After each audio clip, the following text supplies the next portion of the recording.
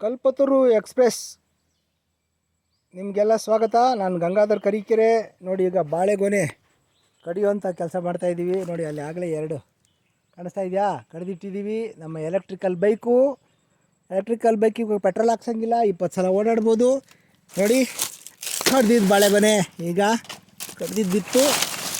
ಇದನ್ನು ತಗೊಂಡೋಗಿ ಮತ್ತೆ ಅದ್ರ ಜೊತೆಗೆ ಜೋಡಿಸೋವಂಥ ಕೆಲಸ ಆಯಿತು. ಈ ಬಾಳೆ ಹೂವನ್ನ ಪಲ್ಯ ಮಾಡ್ಕೊಂಡು ತಿನ್ಬೋದಂತೆ.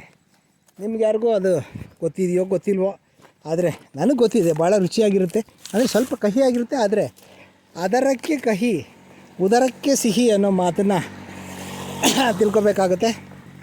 ನೋಡಿ, ಹೀಗೆ ಕಡಿದ ಬಾಳೆಯ ಮರವನ್ನು ಹೀಗೆ ಒಂದಷ್ಟು ದೂರಕ್ಕೆ ಇದೇ ಗೊಬ್ಬರ ಆಗುತ್ತೆ. ಬಾಳೆನಲ್ಲಿ ಒಳ್ಳೆ ಪೊಟ್ಯಾಶ್ ಇದೆಯಂತೆ. ಸೊ ಇದನ್ನು ಹಾಗೆ ಬಿಟ್ಟರೆ ಅದು ಒಳ್ಳೆಯ ಗೊಬ್ಬರ ಆಗುತ್ತೆ ಅಂತ ಹೇಳ್ತಾ ನಮ್ಮ ಬಾಳೆ ತೋಟವನ್ನು ತೋರಿಸುತ್ತಾ, ಆಮೇಲೆ ನಮ್ಮ ರೈತರ ಕಷ್ಟಗಳನ್ನೂ ಕೂಡ ಕೇಳ್ಕೊಳ್ತಾ, ನೋಡಿ, ನೀರು ಈಗಾಗಲೇ 2:15 ಕರೆಂಟ್ ಬರಬೇಕಾಗಿತ್ತು. ಇಲ್ಲಿ ಮೋಟ್ರ್ ಓಡಬೇಕಾಗಿತ್ತು, ಓಡಿಲ್ಲ. AEE ತಿಪ್ಟೂರವ್ರಿಗೆ ಫೋನ್ ಮಾಡಿದ್ರೆ ಅವರು ಸ್ಟೋರಿ ಹೇಳ್ತಾರೆ. ನಡುವಿಕೆರೆಯ JE ONM ಅವ್ರಿಗೆ ಕಾಲ್ ಮಾಡಿದ್ರೆ ಅವ್ರು ಕಾದಂಬರಿನೇ ಓದ್ತಾರೆ. ಲೈನ್ ಮ್ಯಾನಿಗೆ ಫೋನ್ ಮಾಡಿದ್ರೆ ಸಣ್ಣ ಸಣ್ಣ ಕಥೆಗಳು ಹೇಳ್ತಾರೆ, ಗಮಕಗಳು ಹೇಳ್ತಾರೆ, ಗಮಕಗಳಿಗೆ ಹಾಡ್ತಾರೆ. ಒಟ್ಟಾರೆ ರೈತರಿಗೆ ಮೋಸ ಆಗುತ್ತೆ. ಎಲ್ಲ ಕಡೆ ಮೋಸ, ರೈತರಿಗೆ ಮೋಸ ಮೋಸ ಮೋಸ. ನೋಡಿ, ಇದಕ್ಕೆ ಹೊಡೆದಿರೋಂಥ ಗೊನೆ, ಇದನ್ನು ತೊಗೊಂಡೋಗ್ಲಾಗಿ ಒಟ್ಟು 8 ಆಯಿತು.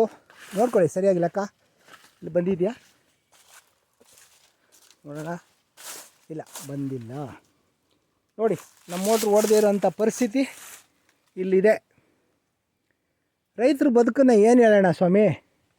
ದಿಲ್ಲಿಗೆ ಹೋದ್ರೂ ರೈತರ ದಾರಿಗೆ ಮಳೆ ಹೊಡಿತಾರೆ, ಆಯಿತಾ. ಬೆಂಗಳೂರಲ್ಲಿ ಮೂಲಂಗಿಗೆ 10 ರೂಪಾಯಿ ಅಂದರೆ ಖುಷಿಗೆ ಪಡ್ತೀರಾ ನೀವು. ಆ 10 ರೂಪಾಯಿ ಮೂಲಂಗಿಗೆ ತಂದು ಅವ್ನು ಯಾರೋ ಮಾರ್ತಾ ಇದ್ದಾನೆ ಅಂದರೆ ರೈತನ ಕತೆ ಯಾವ ಪಾತಾಳಕ್ಕೆ ಹೋಗಿದೆ ಅನ್ನೋ ಯೋಚನೆ ನಿಮಗಿಲ್ಲ. ದಯವಿಟ್ಟು ರೈತರನ್ನ ಅರ್ಥ ಮಾಡ್ಕೊಳ್ಳಿ. ಅಲ್ಲೇ ಇಲ್ಲಿ ಕಾಮೆಂಟ್ಸ್ ಹಾಕಿ, ನಮ್ಮ ವಿಡಿಯೋಗಳ್ನು ಶೇರ್ ಮಾಡಿ, ಯೂಟ್ಯೂಬ್ನು ಶೇರ್ ಮಾಡಿ. ದಯವಿಟ್ಟು ನೀವೇನಾದರೂ ಸಬ್ಸ್ಕ್ರೈಬ್ ಆಗಿಲ್ಲ ಅಂದರೆ ದಯವಿಟ್ಟು ಸಬ್ಸ್ಕ್ರೈಬ್ ಆಗಿ ನೋಡಿ. ಇನ್ನೂ ಬೋಧಪ್ರದವಾದ ವಿಡಿಯೋಗಳು ಬರ್ತವೆ ಅಂತ ಹೇಳ್ತಾ ಈ ಒಂದು ವಿಡಿಯೋವನ್ನು ನಾನು ಸಂಪನ್ನಗೊಳಿಸ್ತೀನಿ ಬಂಧುಗಳೇ. ನಮಸ್ಕಾರ.